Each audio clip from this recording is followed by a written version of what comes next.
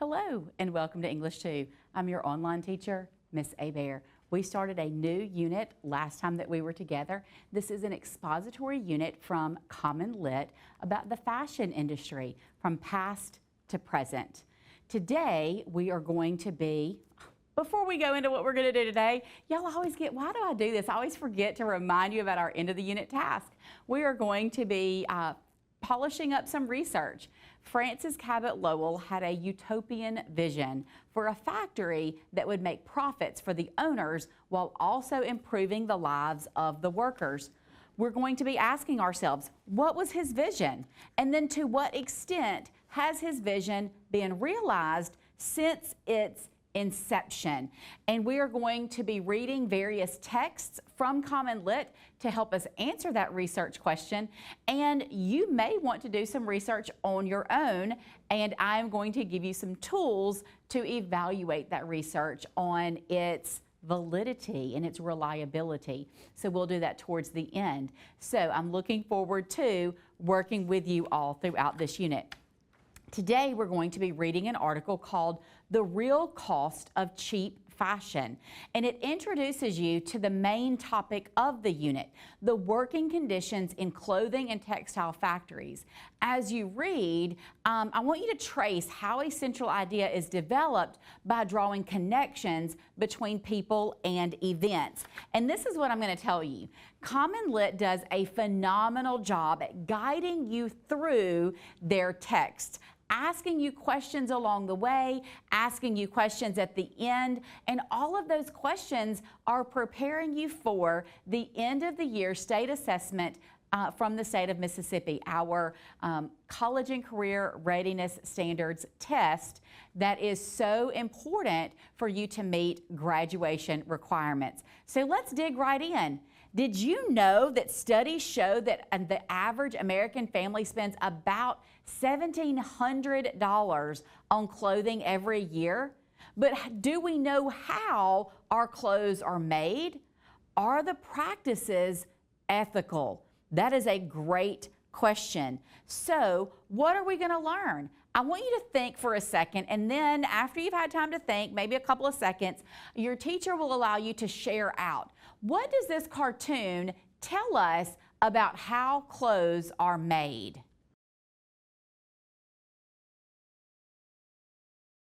Good. You see that it was made in Bangladesh, but instead of where it would say just the blend of fabric, it shows that it's 60% cotton, 20% sweat, and 20% blood.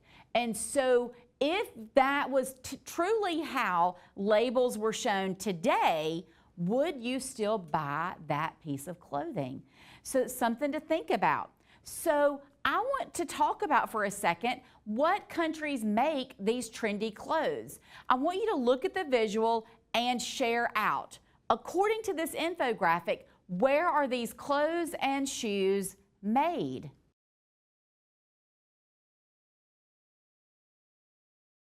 Is anything made in America? No, it's not. Good. And so if you look, there are some commonalities as far as the countries go, right? You will notice that a lot of the clothes that you wear are made in specific countries. Why are they made in these other countries? Where are they? So let's look real quick of where they are. You can see they are all kind of right there together in what we call Asia, the Asia area, or the Asia continent. You see China, Bangladesh, Cambodia, Indonesia. You see all of those countries are right there kind of bunched up together. So we're going to begin our research by reading about labor conditions in textile factories today. As we read throughout this unit, you're going to see this same graphic, but it's going to change depending on exactly what we're doing. Today, we're going to trace how a central idea is developed by drawing connections between people and events. In other texts, we're going to be annotating, analyzing, and collecting evidence. Just so you know, you're going to do all four of these steps with all of your texts, but the focus will be on specific depending on the text that we are reading. So hopefully the teacher in your classroom has handed you a copy of The Real Cost of Cheap Fashion, and I want you to notice a couple of things about your copy. You will see questions along the margins of your text here. They're called during reading questions. The one thing I want you to notice, another thing I want you to notice, is that up here it says partner reading. So where it says partner reading, I want you to know that when you're reading with a partner, it's okay for you and your partner to answer the questions together. But later on in the reading, it says that you are to switch to independent reading. Notice that on page 3 of your text. When you are reading independently, you should also answer the questions independently. So make sure that you do that.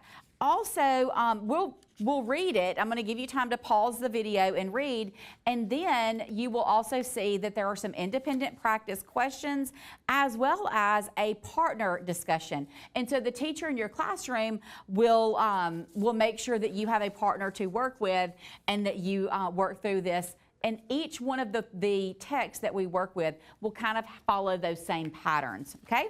So let's read. I want you to work with your partner for the partner section of reading, and then I want you to switch over to the independent reading once you have finished with that. Come back, start the video again, and I will lead you to your next activity.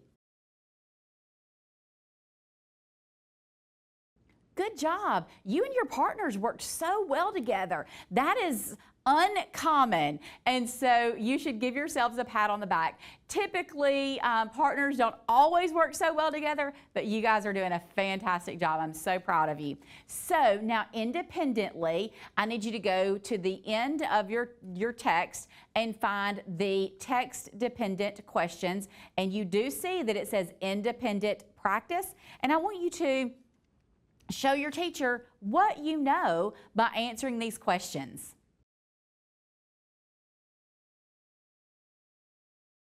Great job. Now it's time to work back with the partner that you were working with before. I think that's probably going to be the best way to ensure that you're getting everything that you need, is to continue working with the same partner in the same text. Now, the next time that we meet, you may meet with a different partner, but today, let's stick with that same partner, okay? So I want you to talk about what you learned today. So go to the end of your text and find that quick partner discussion. Take about 5 or 6 minutes to talk these questions out and answering the questions that are on that worksheet.